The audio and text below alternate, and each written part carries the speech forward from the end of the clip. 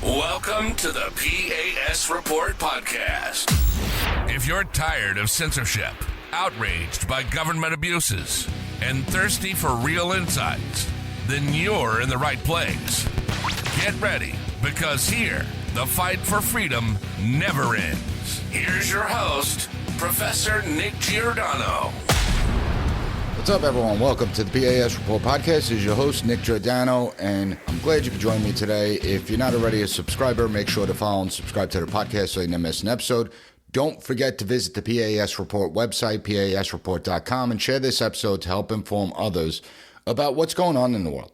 Today's episode, it's going to be different than I originally planned, obviously. I interviewed former FBI Supervisory Intelligence Analyst George Hill, and that interview was supposed to go out today. However, obviously, given the events on Saturday, July 13th, 2024, with the assassination attempt on former President Trump, I've obviously had to switch things up. The George Hill interview will go out on Wednesday, and believe me, you won't want to miss it, so make sure you follow and subscribe. Now, last week, I also mentioned that I would be focusing on Project 2025 this week, but that episode is going to be pushed back to next week. Today, I have to address the seismic event that occurred on Saturday, because Saturday, July 13, 2024, will go down in history as a day when everything changed. It's one of those days where you're going to remember exactly what you were doing at the moment you heard that there was an assassination attempt on the former president of the United States. Me, I was preparing for a panel discussion on bail reform over at America's First Warehouse when I saw a tweet by Joe Concha stating that the former president had been shot. And I was like, wait, what's he talking about? Initially, I thought, I'm misinterpreting. Am I reading into things? So I checked the news wires and I saw nothing. Then I went back on X and the posts and the videos started flooding in. It's astonishing how quickly news breaks on X and other social media platforms in this day and age. But as soon as I saw the video, it was clear what happened. No, it wasn't a fall. Wasn't BB gun. It wasn't that he tripped over himself. It was clear what happened. You hear several pops. Trump grabs his ear and drops to the floor to take cover. Now, regardless of your beliefs, the only reason he is alive today is through the grace of God. There's no other explanation. The shooter did not have bad aim. There are some that want to make it like the shooter had he did not have bad aim. Had Trump not tilted his head slightly at the last moment, we would be having a very different conversation right now. We're talking about a couple of centimeters making all the difference between life and death. And as shocking as the assassination attempt was, what followed was equally astounding. You had the former president who got to his feet with blood on his face, defiantly raising his fist to show the people he was okay to fight. The crowd erupted in USA chants. The AP photographer, Evan Vucci, he captured an epic photo that will undoubtedly go down in the history books. Whether you support the former president or not, that moment and that photo represents the resilience and spirit of America. And you have to give it to Trump. He is a showman. I mean that in the most respectful way. I'm not trying to disrespect him at all. Every one of us can imagine how you'd react in some type of crazy scenario. But when it actually happens and becomes real, it's a completely different story. And most of us would panic in that situation. Trump, after being shot in the ear, had the presence of mind to get down, let the Secret Service protect him, and then when they picked him up, he turned to the crowd, told Secret Service to wait, raised his fist. Talk about courage under fire. His composure was remarkable. It really was. Now, in this episode, I will focus on several key aspects of this. I want to talk about the Secret Service. I want to talk about the intelligence and law enforcement components. I want to talk about the dark realities that led us to this moment that was actually predictable. It's not surprising to me in the least bit. This is something I've actually worried about, not just in the last couple of years, not just in this presidential run, but since he first announced that he was running for office in the first place and was succeeding. So I want to talk about that. I want to talk about the far-reaching consequences of this assassination attempt, the consequences on the political world, the media, the bureaucracy, the 2024 presidential elections. This is going to change a lot. And I'll wrap up this episode with my thoughts on the complex forces shaping our political landscape in these unprecedented times. I want to provide a warning to each and every one of you that's listening out there, because there's going to be a knee-jerk reaction and we have to avoid the temptation. But I'm not going to tell you what it is now. So stay tuned, and we're going to get into it all when we get back from this quick break. Are you prepared for the unexpected? As a former emergency manager, being prepared is not a choice, it's a necessity, and that's where the Wellness Company comes in. Imagine having the peace of mind that you're equipped to handle any medical crisis, from tick bites to the latest pandemic. The Wellness Company's medical emergency kit is your lifeline, packed with essential medications like ivermectin, emergency antibiotics, antivirals, and more. This kit is your ultimate preparedness solution. The Wellness Company's team of renowned medical professionals, including Dr. Peter McCullough, Dr. James Thorpe, Dr. Harvey Risch, Dr. Drew Pinsky, and more. They are truth-seeking doctors, and they have designed a kit that sets the gold standard for safety and prevention. Don't wait for the next crisis to strike. Visit twc.health/PAS and use promo code PAS for an exclusive 10% discount just for being a listener of this show. Prepare today, rest easy tomorrow. Use code PAS at checkout. Welcome back, everyone. So we're discussing the assassination attempt on Trump, and while these are unprecedented times, unfortunately, assassinations themselves are not new to American history. We've tragically witnessed the assassinations of several presidents, like Abraham Lincoln, James Garfield, William McKinley, John F. Kennedy. But we've also witnessed the assassination attempts on ordinary individuals, leaders like Martin Luther King Jr., Malcolm X, Robert F. Kennedy. There have been attempts on President Teddy Roosevelt and Ronald Reagan. Now we could add former President Trump to that list. And when you're running or you are president of the United States, there's always going to be a risk. It doesn't make it right, but it does come with the territory. So with the historical context in mind, let's first address the monumental failures of the Secret Service. I mean, their primary mission is to prevent assassinations. And in this case, they failed. It's pretty simple. This needs a thorough investigation. We need to see an after-action report. It should be released to the public. Every American deserves to know what went wrong. I want to see accountability. We don't see accountability anymore in the United States, and it's so frustrating. We didn't see any accountability in the 20 years of war in Afghanistan when our officials were telling us that everything was going well, that we were making progress, that the Afghan military can hold off the Taliban, that the Afghan government was stable. We were lied to that entire time. We spent nearly $2 trillion, over 2,400 lives lost, soldiers' lives lost, tens of thousands wounded. Not a single person was fired, not a single one for the failures, not a single official was demoted, got rank pulled. We saw no accountability when it came to the IRS scandal, no accountability when it came to the CIA spying on sitting members of the United States Senate. No accountability with the whole Russian collusion hoax. We never see accountability in this country. Damn it, we need accountability. This was an epic failure, and it cannot be swept under the rug like so many other things. And the head of the Secret Service, Kimberly Cheadle, she needs to be terminated immediately. She's in charge of the Secret Service, and the buck stops with her. From everything I have read about her, she's nothing more than a DEI hire. I mean, she made it a mission to say that 30% of her agents, Secret Service agents, she wants to be women. Wasn't about qualifications. Prior to her appointment, she was the senior director of global security at Pepsi. Not for nothing, but guarding soda and food facilities is much different than guarding high-value targets who are constantly on the move. Now, in full disclosure, she did have a career with the Secret Service prior to joining Pepsi, but we need to know more about what her career was like. What were her roles and responsibilities during her tenure at the Secret Service? Was she ever on a presidential detail before? And so we need to know a lot more. But either way, regardless of what her background is, she needs to be terminated. We also need to look at the intelligence and law enforcement communities. They need to comb their databases, which I am certain they are doing, to see if the assassin was on their radar screen. We need to know whether this is something much bigger than a 20-year-old kid acting as a lone wolf in his attempt to assassinate a former and potentially future president, or is there a wider conspiracy? And here are some of the questions that we need answers to. Did the shooter have contact with others? Was anyone else involved? Who did the shooter have contact with in the months leading up to this? What activities did he engage in? What did his family and friends know? Did he say anything to anyone? Was he acting unusual in the days leading up to the shooting? These are just the first couple of questions that I could think of off the top of my head. No doubt there's probably a lot more I could think of if I took the time. And if it was a lone wolf attack, people need to realize that these types of attacks are extremely difficult to intercept. There are a lot of fringe lunatics out there, and it's like finding a needle in a haystack. Now, If he was on the intel community or law enforcement's radar, that's going to raise a whole other series of questions that need to be asked, and heads will need to roll with that. The FBI is the one that's taking lead in the investigation. That's usually standard in these cases. Now, sadly, I do have my concerns as the FBI's reputation has been tarnished so much that they don't have a lot of credibility. They've lost public's trust.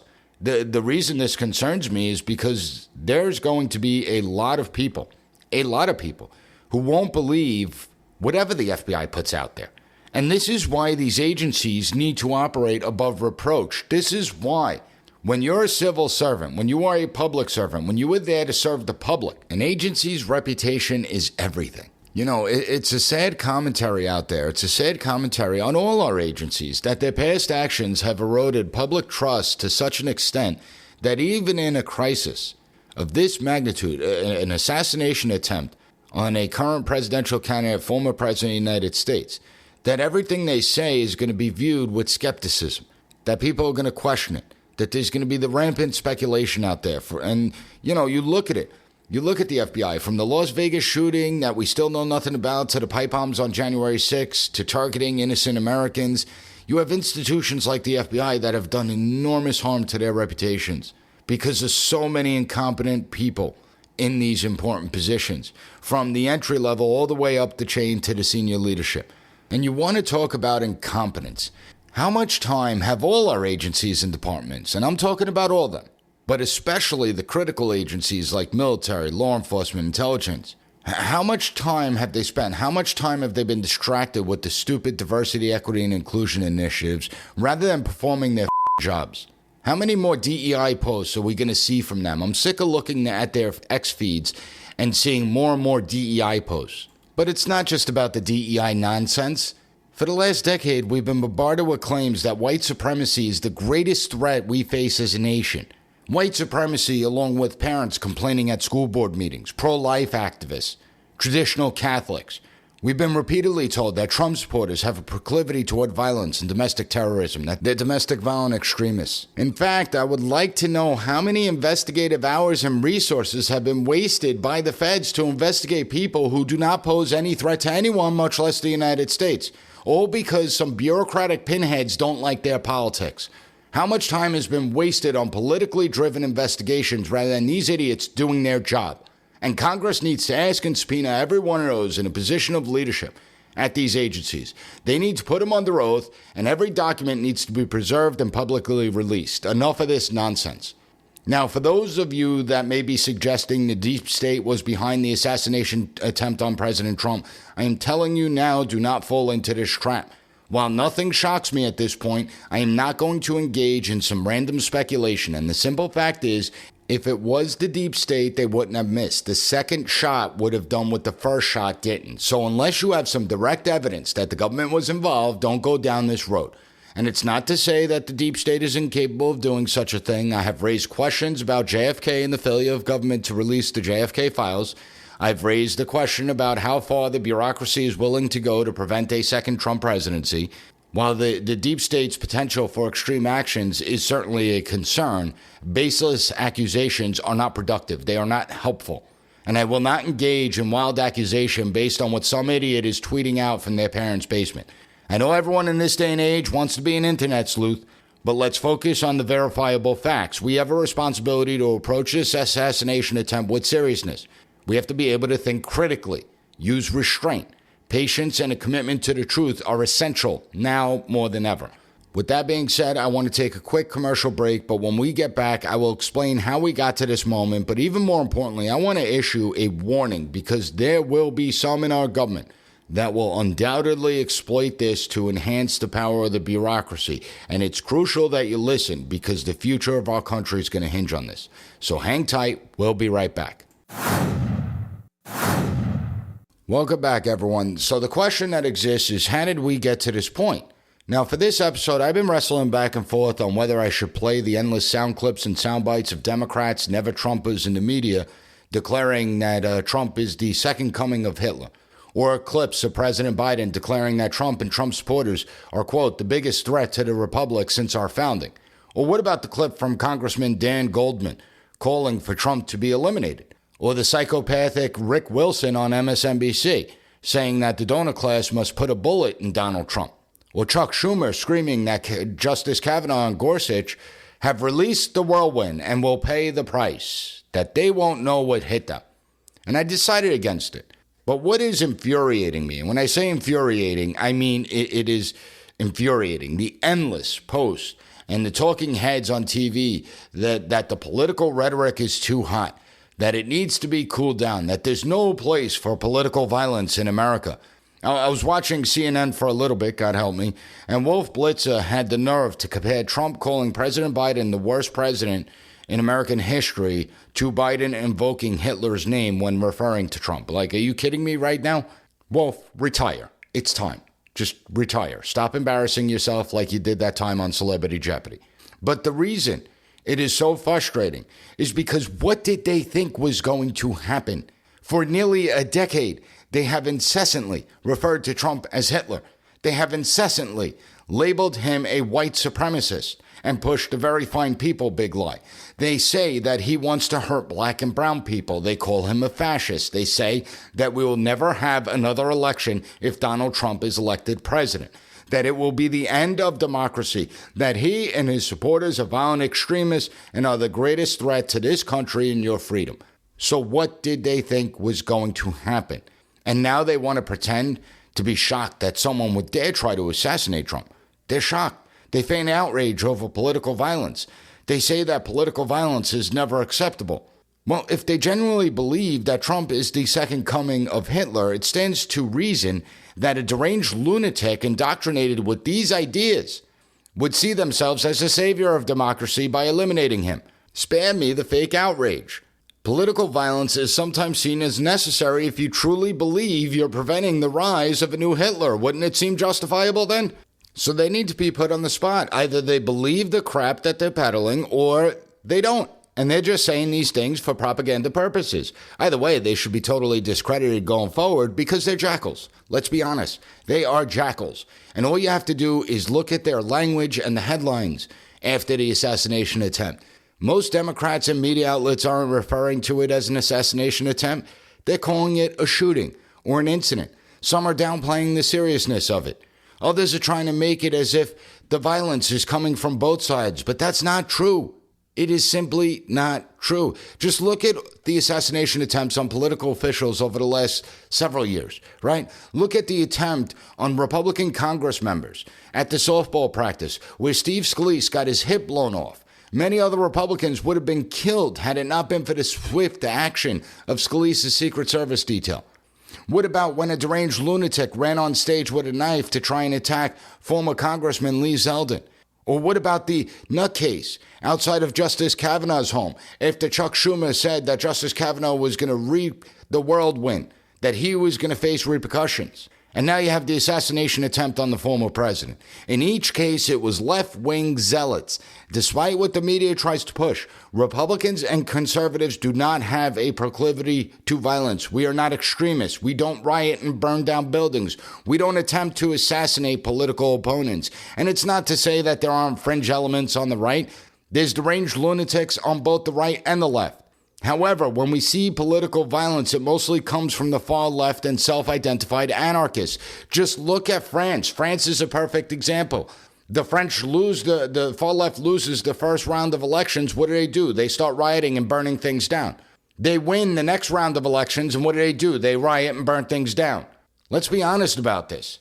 Political violence largely comes from the left. Remember when they told us Antifa was an idea? Antifa's an idea. It's not a real movement. It's not a group. It's an idea. You look at the pro-Hamas protests where they're chanting death to America, death to Israel, October 7th, 10,000 times, burning American flags. I don't think there's too many right-wingers in those protests. Just saying. Just saying. And the Democrats in the media, they kind of screwed themselves, right? They screwed themselves with the whole January 6th narrative. So if we are going to say Trump was responsible for inciting a riot, or as they would say, an insurrection, because he told the crowd to march peacefully and patriotically to the Capitol building, well then every single Democrat, every single media pundit who said Trump was Hitler or that democracy is going to end, well they are now culpable in the assassination attempt. They helped create this environment. But I don't engage in that type of logic because the assassin that tried to kill Trump made a choice. Political rhetoric is always heated, particularly in free societies. Now, the Hitler references are always over the top. It's disgraceful. You should be ashamed of yourself. Anytime anyone invokes Hitler, I really can't stand it. It really burns me up. Okay, it's why I never do that. I never invoke Hitler on this program. But these people have made endless references to Hitler and the end of democracy, the end of freedom as we know it, the end of everything. What I'm saying, though, is that the rhetoric does not absolve or give reason for someone to try and assassinate another person. It's not an excuse. So we can't just sit there and simply blame the rhetoric. We have to keep blame where it belongs. All those that engaged in the rhetoric, they need to be held accountable, not through charges. But if you're watching CNN and MSNBC, turn off those new news programs. Hit them where it hurts. If it's a member of elected office, well, then vote them out of office. Organize and vote them out of office. And I think that we are going to see a lot of that. Given everything that's happened, the nature of our country has changed. The dynamics of the 2024 presidential election has changed. And I do believe that this has motivated every single Republican voter to go to the polls starting in September when early voting begins in some states. And it's not just about voting in the election. I think there's a lot of Republicans out there who never, ever, ever, ever volunteered for any type of campaigns and volunteered their time for Republican causes. I think many of them are now going to rethink that. I think that this is a great opportunity for the Republican Party to try and get volunteers for all the races that are taking place, from the local races all the way up to the presidential election. But we also have to tread carefully. See, when things like this happen, there's this immediate knee-jerk reaction that we need the government to do something. We need to pass new legislation. We need to grant greater powers to the government, particularly within the intelligence and law enforcement communities. And just think about the reaction following 9/11. This is going to be similar. It's not going to be on that scale, obviously, but it's going to be similar. And you have to resist the temptation. Think of what we sacrificed, all with the idea, the name of being safe, right? Safe and secure. If you're not doing anything wrong, you shouldn't have to worry. We granted way too much power. And you're going to see this government, the administration, use the national strategy for countering domestic terrorism. They're going to kick this document into high gear, particularly the part of community surveillance. And I spoke about this a couple of weeks ago on this podcast, where the government creates the conditions where it gets Americans to question each other, leading to distrust amongst each other, basically turning us into a nation of snitches against each other. So be very careful. Enhancing the power of the bureaucracy has proven to be a fool's errand that is simply going to provide the illusion of security. What you are giving up in the process is much more valuable.